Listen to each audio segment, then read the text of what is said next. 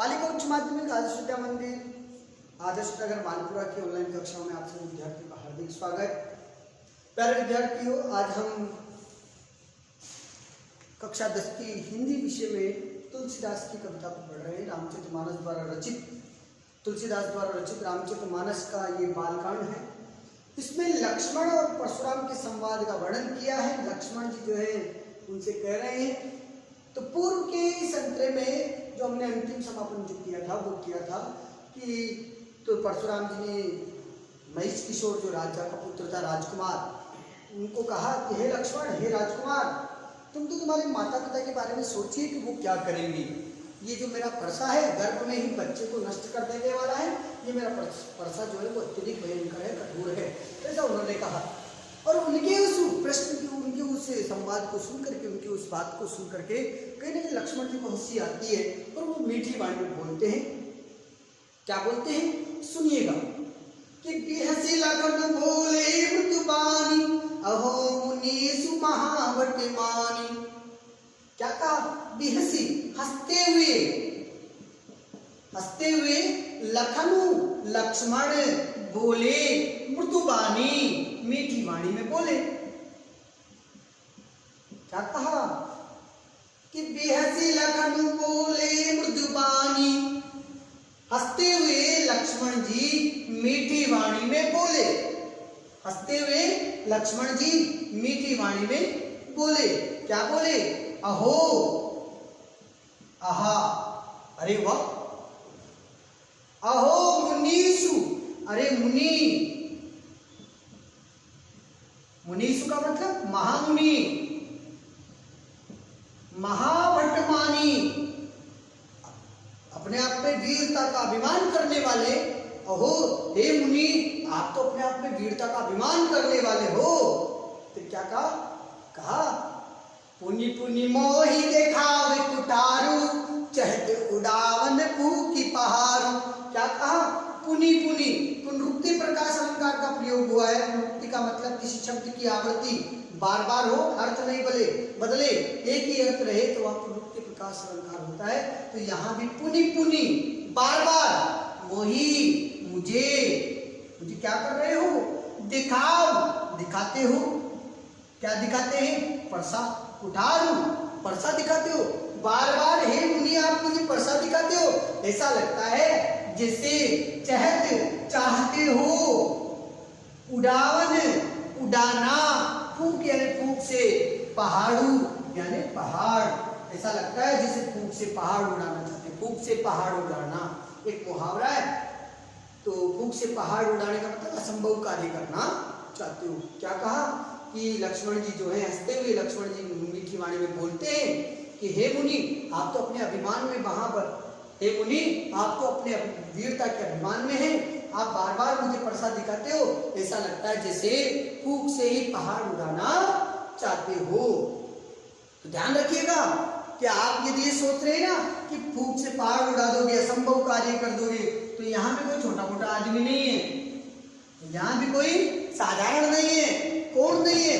इहा कुमड़बतिया को नाई, जे तर्जनी देखी गरी जाई। यहाँ कुमड़बतिया कोई नहीं है, कोमल सा पौधा कोई नहीं है। यहाँ भी कोमल पौधा, छुई मुई का पौधा होता है कुमड़बतिया, कुमड़े का जो कुमड़े का पौधा होता है, कि यहाँ भी कुमड़े का पौधा नहीं है जो तर्जनी उंगली देख करके डर जाए। क्या कहा? लक्ष्मण ने स्वयं को कुमड़बतिया बताया कि यहाँ भी कोई कुमड़बतिया का पौधा नहीं हूँ। अपने आप को कहा कि मैं भी साधारण नहीं हूँ। तो यहाँ कुमड़बतिया को नाई, यहाँ भी कोई कुमड़बतिया कोई नहीं है, कोहड़े का पौधा कोई नहीं है कि जो तर्जनी उंगली देख करके ही डर जाएगा। फिर क्या लिखा? आगे कहा तर्जनी यानी छोटी उंगली देख करके ही डर जाए। तो तुलसी जो है यहाँ इस रामचरितमानस में राम लक्ष्मण, परशुराम और लक्ष्मण के संवाद का व्याख्यान करते हुए कहते हैं कि लक्ष्मण आगे कहते कि देखी कुटार सरासन बाना, मैं गछु कहाँ सहित अभिमाना, मृग सुत समझ जनेव बिलोकी, जो कछु कयहु सयहु ऋष रोकी। क्या कहा? कि देख कुटार, कुठार कहते परसा, कुठार का मतलब परसा, जो परशुराम के पास है वो परसा।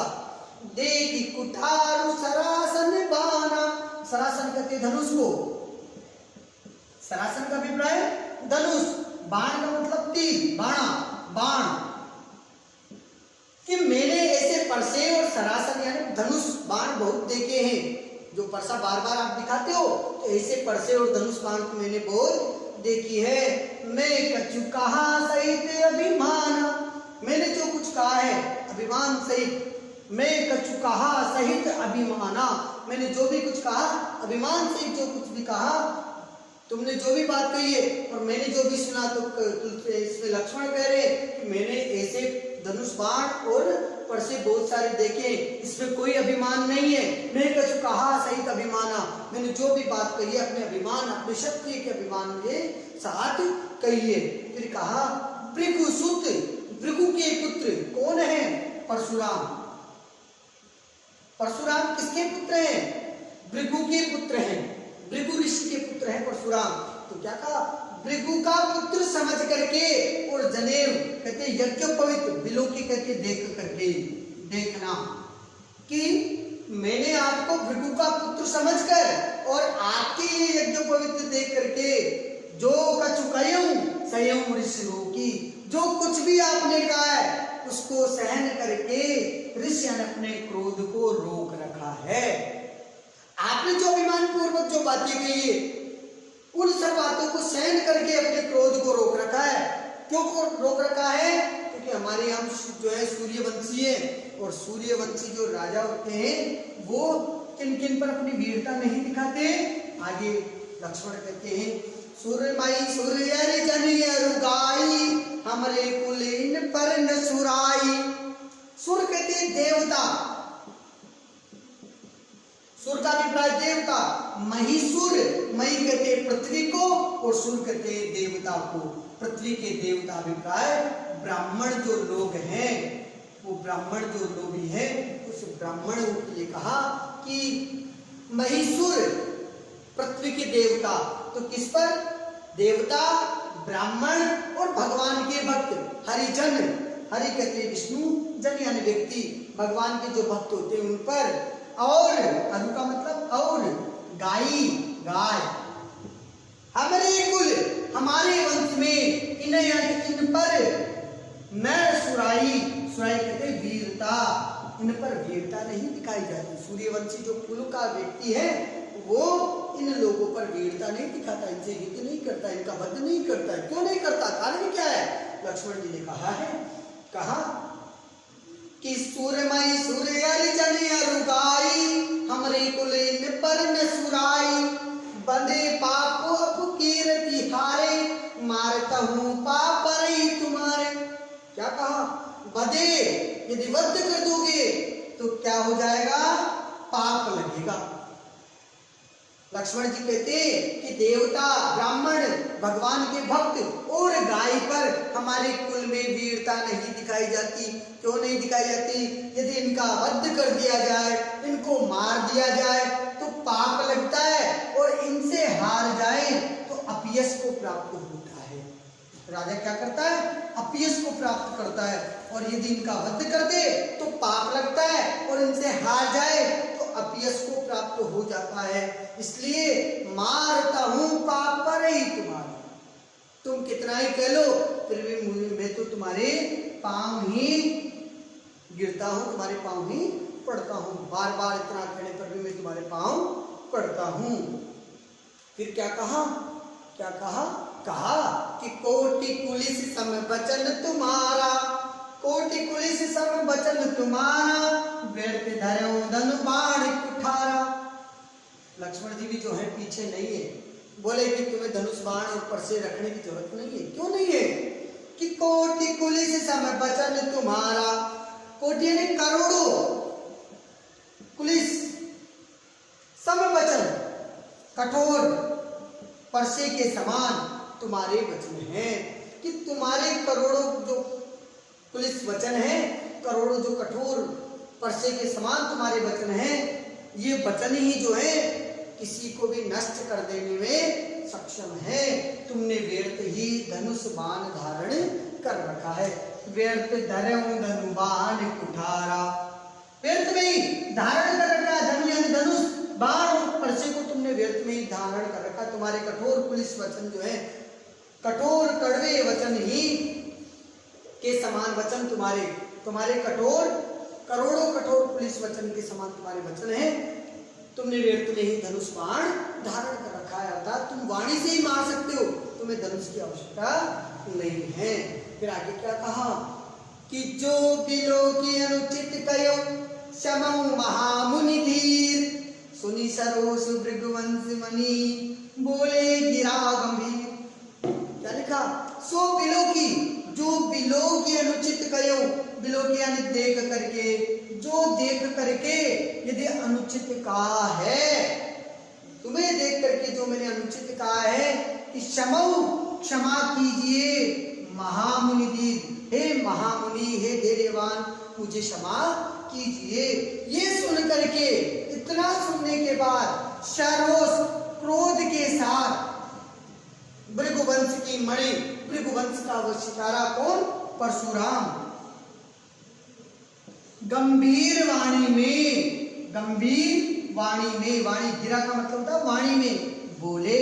ये सुनने के बाद क्रोध के साथ परशुराम जो है अपनी गंभीर वाणी में बोलते हैं। आगे क्या है? आगे के अंतरे में जो है क्या कहा परशुराम जी ने, उसका वर्णन किया गया है।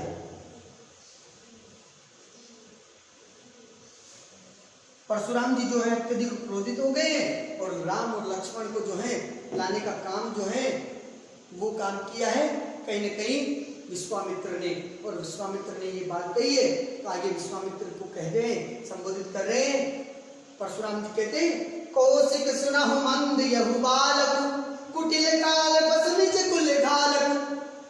कौशिक, विश्वामित्र, हे विश्वामित्र सुनिए, विश्वामित्र जी सुनो।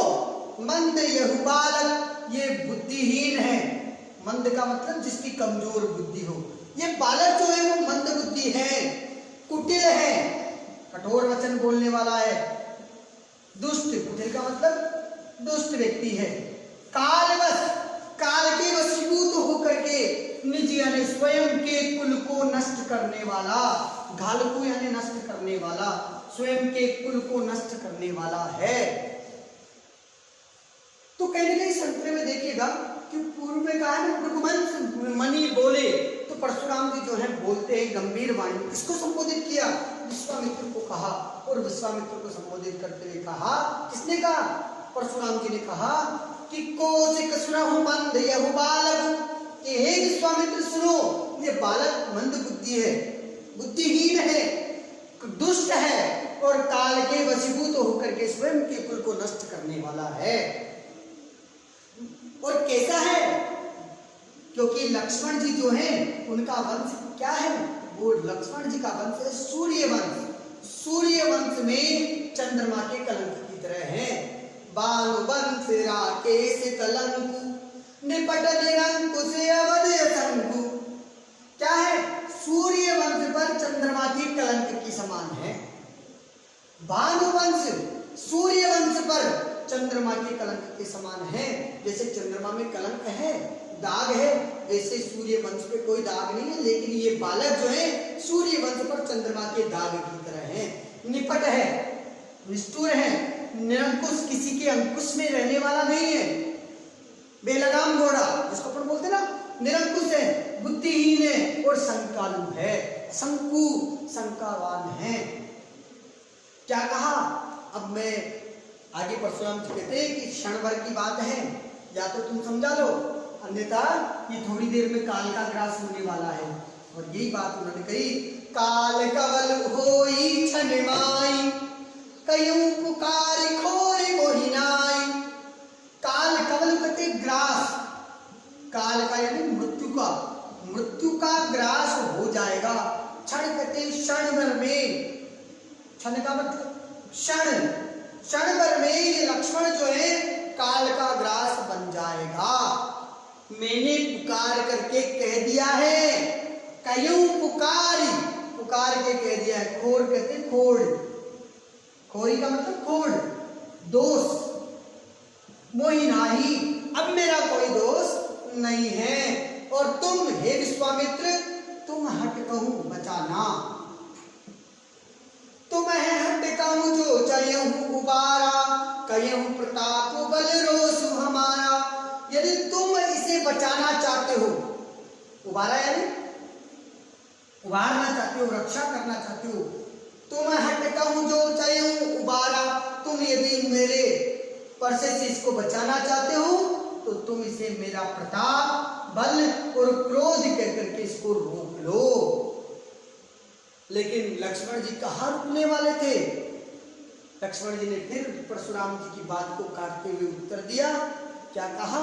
कहा लखन कयहु मुनि सुजस तुम्हारा, तुम ही अछत को बर नहीं पारा। क्या कहा? लक्ष्मण जी कहने लगे, हे मुनि, तुमने ही तुम्हारे यश का वर्णन किया है। तुम ही जो है अपने मुंह मियां मिट्ठू बन रहे हो, तुम ही अपनी अपनी बड़ाइयां कर रहे हो, तुम ही अपनी अपनी बातें कर रहे हो कि लखन कयहु मुनि सुजस तुम्हारा, कि हे लक्ष्मण जी कहने लगे, हे मुनि, तुम ही तुम्हारे यश का वर्णन कर रहे हो। तुम ही अछत कहते छोड़कर, तुम्हें छोड़कर और कौन इसका वर्णन कर सकता है? को बर नहीं पारा, और इसका वर्णन कौन कर सकता है? तुम्हारे अलावा और किसका वर्णन कौन कर सकता है? आगे कहा अपने मुँह तुम्हें आपन करनी, तुम अपने मुंह से अपनी बड़ाइयां कर रहे हो। आपन करनी, अपनी बड़ाई, तुम अपने ही मुंह से अपनी बड़ाई कर रहे हो। बार अनेक भांति बहुबरनी, अनेक भांति अनेक तरीके से आपने उसका वर्णन किया है, बहुत तरीके से उसका वर्णन आपने किया है। अब यदि फिर भी कोई कमी रह गई है तो और कुछ कह दो। नाही संतोष तक मुनि कछु कहे हूं, यदि तुम्हें संतोष नहीं है तो फिर से तुम कुछ कह सकते हो। जने सिरों की दुसरे दुख सहे हूं, आप इस भयंकर क्रोध को रोक करके भयंकर दुख को मत सहन करिए। जो मन में आता है वो कह दीजिए। पहले भी जो है आपके यश को आपने स्वयं ने किया, कहा है, और आपके अलावा उसका वर्णन कोई नहीं कर रहा है। अपने मुंह आप अपनी बड़ाइयां कर रहे हैं और अनेक बार कर चुके हैं। फिर भी यदि आपको संतोष नहीं है तो आप फिर भी कुछ कहना चाहे तो कह दीजिए। भयंकर क्रोध को रोक करके, इस क्रोध को रोक करके भयंकर दुख को सहन मत कीजिए। वीर प्रति तुम धीर अछोवा, गारी देख न पावही शोभा। क्या कहा?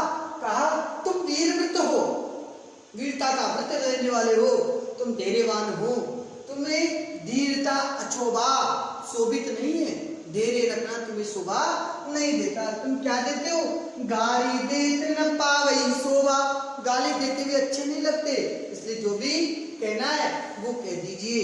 आज हमने जो है ये अंतरा पढ़ा, कलम तुलसीदास का अगला अंतरा पढ़ेंगे। यदि आपको कोई समस्या हो तो अपने प्रश्न आप लिख करके भेज सकते हैं। धन्यवाद।